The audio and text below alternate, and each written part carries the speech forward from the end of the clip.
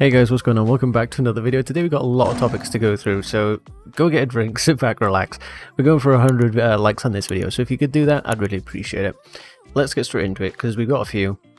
RJP Journalism reporting that Chelsea's bid for Anthony Gordon was about £25 million plus a lot of add-ons to bring it up to £42 million. And players from Chelsea to Everton could be involved in separate deals, possibly Michy Batshuayi.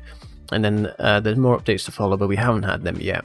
And this is coming through Simon Phillips in his podcast via RJP Journalism, who's actually, I've been following him a little bit through this window and has had some good calls. So 25 million plus a lot of add-ons. So those, hopefully, if we are going to land the guy, my personal opinion is that we don't need him. We shouldn't be going for him. Not a player of the caliber, and especially not worth potentially up to £42 million. But these add-ons could be very heavily performance-based, and the reports are that Everton rejected it, and that Chelsea are even preparing an offer that would total around 50 million.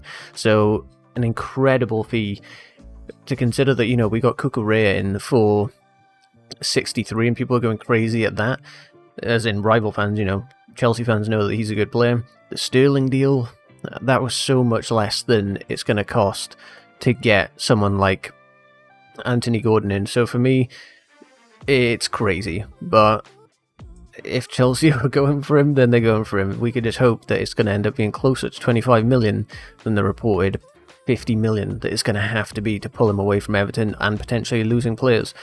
Batshuayi going the other way, I'm fine with, but I just don't want Gordon to be the one coming this way. Next up, we have reports coming through Sky Sports saying that Wesley Fofana is becoming increasingly frustrated at Leicester.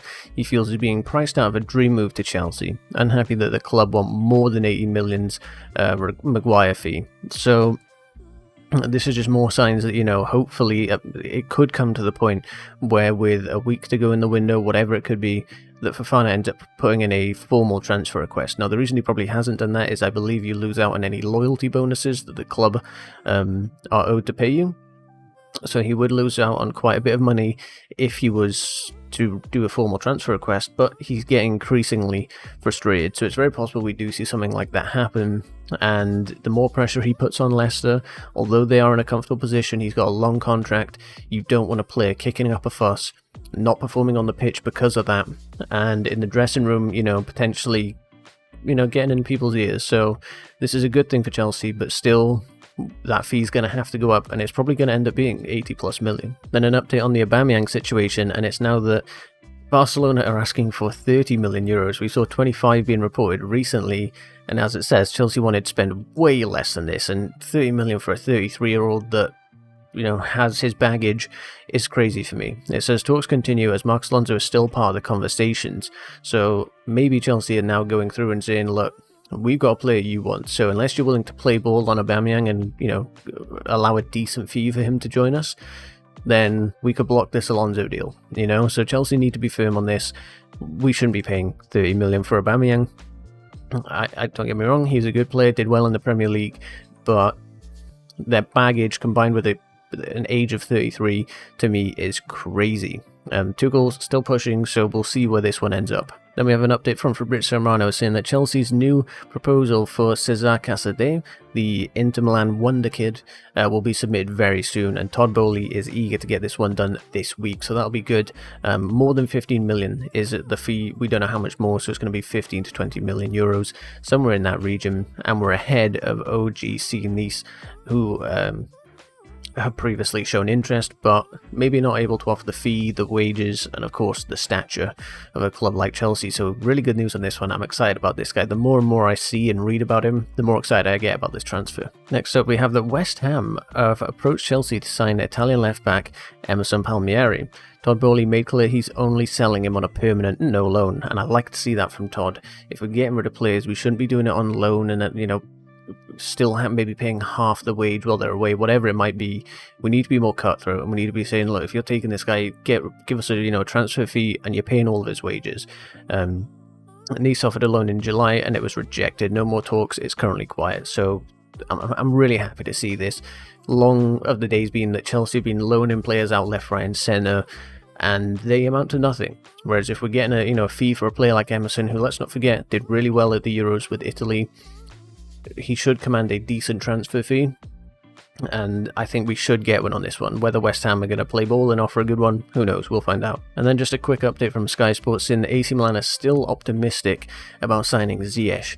The last we heard was that Ziyech was getting wound up by the amount of time it was taking AC Milan to get this deal over the line. They were stalling and taking forever on it. It says there's been further contact, so maybe this one will come to fruition soon. Man United also interested, but no discussions yet. And we shouldn't be selling to Man United because they're in the gutter right now, and we should be doing everything we can to keep them there, because we know, in the Premier League era and before, what United can do. So we shouldn't be giving them any players, and I think Ziyech is a good player. It just didn't work out at Chelsea and in our system. Then next up, we have a report from Fabrizio Romano saying James Garner has good chances to leave Man United in the next days. Now, you probably haven't heard of this guy. He generally hasn't featured much for the first team, if at all. It says there's 3 to 4 Premier League clubs interested, and he doesn't go on to mention it.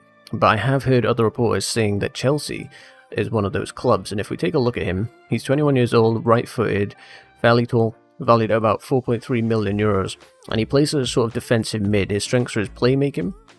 We haven't got major stats on him, but if we take a look in the Championship last year where he was, you can see his heat map there, sort of all over that midfield area, and made 41 appearances, 4 goals and 8 assists, so actually fairly decent numbers. It's the Championship, but it's probably about as close as you're going to get to seeing what a player's like in the Premier League.